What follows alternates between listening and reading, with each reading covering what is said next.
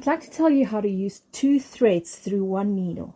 Yes, that is correct. You'll see 2 threads through 1 needle. And why do we do that? I really like doing this if I want to create more emphasis on a feature design, like this example here, where I want the feathers to pop out just a little bit more. I would use 2 threads through 1 needle. So that would give me a tiny bit of a bolder line and makes it stand out a little bit more. You can also use 2 threads to manipulate color.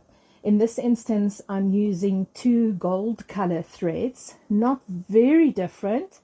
It's called Cleopatra, Forte Glide Cleopatra, and Desert Sunset. And mixing the two together will give you almost like a stippling effect throughout the entire piece. So not like variegated where it changes color as you quilt along. Now you'll get a mix of the colors of the 2 color threads all the time. And I really like that look. You can also use 2 of the same color, or you can go completely contrasting and say use black and white, and you'll get a stippling effect with a gray tone. It's fun to play with. I can absolutely recommend, though, that you don't use 2 different types of threads. In other words, you don't want to use a cotton with a polyester. So one is sticky, one is slippery. That's just going to cause you problems, because the slippery one will jump, or could possibly jump out of the tension plates more often, giving you big loops as you stitch along. So try and use 2 of the same type of thread and the same weight if you start out.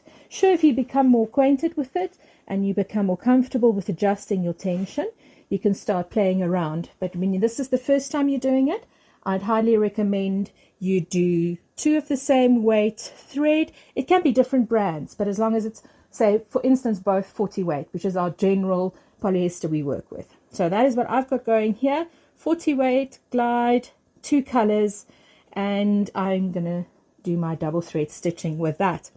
Now, threading your machine, it will simply be a split. Your 2 cones will stand on your thread stands, and go through the aerials, and then from there it threads as 1 thread. And you'll see on the image here, thread path stays exactly the same. You do want to just make sure that you floss the thread in the tension plates to make sure that both threads are in there. Sometimes what happens is one sits on top of the other and might pop out of the tension plates, and that's when you'll see loops as well. The other thing when you do this is test, because you want to make sure that you don't have any loops forming. Now, if you do, it is quite common, and you simply need to do adjustment on your tension. That adjustment is very different for different machines, so you're going to have to just do a little bit of a test run with it. Make your tension a little bit tighter and see what happens, or make it a little bit looser and see what happens. So just fiddle around a little bit and until you get both threads lying nice and flat. So let's see what happens with mine. And remember, when you test, always test in different directions. So you want to make something that's circular, curved, and also diagonal, so that we're sure we're pulling the thread in all the different directions when it comes to the take up at the bottom. Okay, I'm going to stitch back a bit. And then you can see mine is lying nice and flat. I don't have to do any adjustments at the moment. But don't be scared or afraid if you have to make. If there's little loops that form, one of the threads that forms a loop, for instance, first try grabbing hold of the thread on both sides of the tension plates and flossing it into the tension plate, making sure. And a lot of the times you can feel them pop into, or one of the threads pop into the tension plates, and that should solve your problem.